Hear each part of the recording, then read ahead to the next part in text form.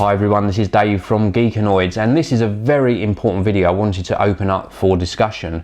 And as the title suggests, I want to discuss when will Apple fall. And what I mean by that is, when are they going to actually fall from this really high platform where they're riding the crest of the waves and just reporting record profits and revenue.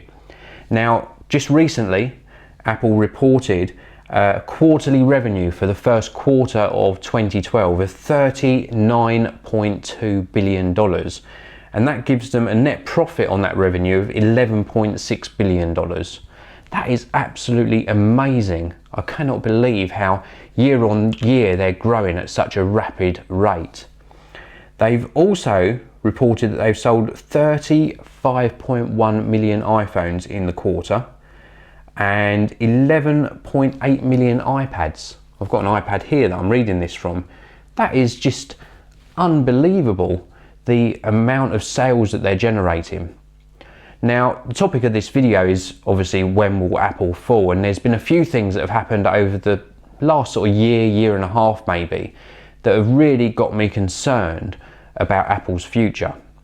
Now, of course, we had the sad news of Steve Jobs passing away. I don't think that's going to have a big effect on Apple going forward. I've said this in other videos, and I really do think that Apple have got enough good people there to at least see them right through the next sort of 4 or 5 years.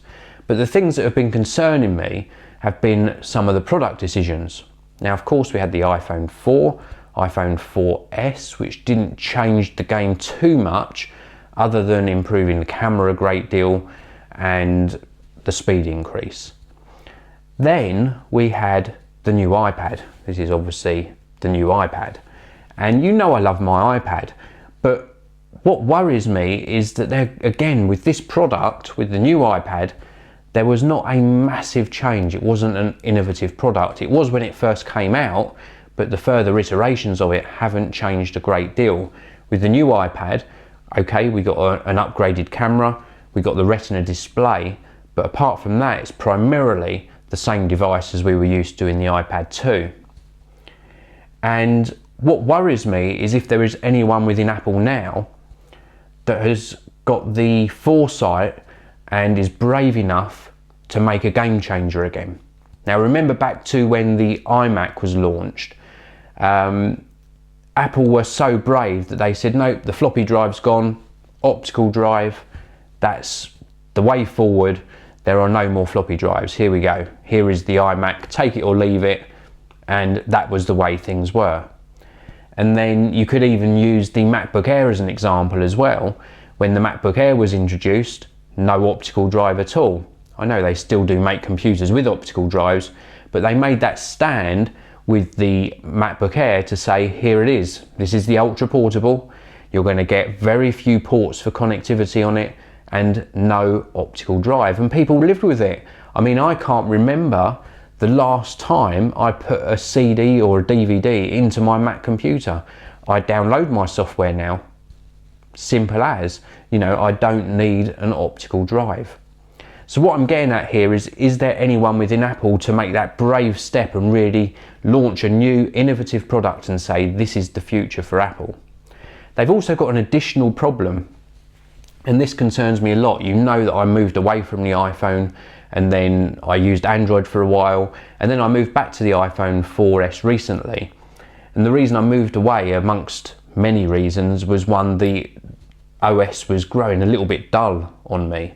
And Apple have got this big problem. We all know iOS, very easy to use, into an application, out of an application. We've got the addition of the notifications bar that we can pull down now. We've got all these extra little bits, but primarily over the years, iOS has stayed the same.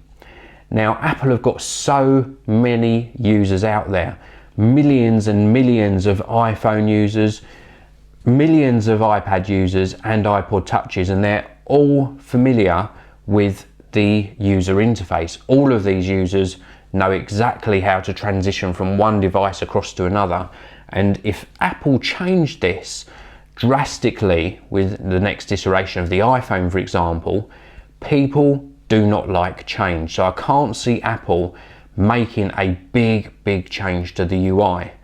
And this could be Apple's downfall. So in a way, their success could be a big problem for them, because as they grow into this much bigger company with a much bigger user base, they cannot introduce massive change. I hope it doesn't happen like that. I hope they continue being a great success for many years to come, because I'm an Apple user. I don't want to use a Windows-based computer. I want to continue using Mac OS X. I want to continue using my iOS devices, and I want to see Apple bring out really innovative products. I just hope that once the iPhone 5 comes out, and maybe we start seeing products that weren't molded by Steve Jobs, that somebody takes the reins at Apple and really starts to push the boundaries again. That's what I'm really hoping. So I don't want to see them fail, and I'm sure a lot of you want to see all of these new fantastic and exciting products come out over the coming months. So let me know what you think. I really do want to know what you think about Apple's future. Let me know in the comments below. Let's get some discussion going on this, and I'll make another video about this subject, maybe in about a month's time, just to see what your opinion was, and we'll keep this discussion going. So thanks very much for watching. Please do give this video a thumbs up. Please do subscribe to the channel, and I will see you all in the next video.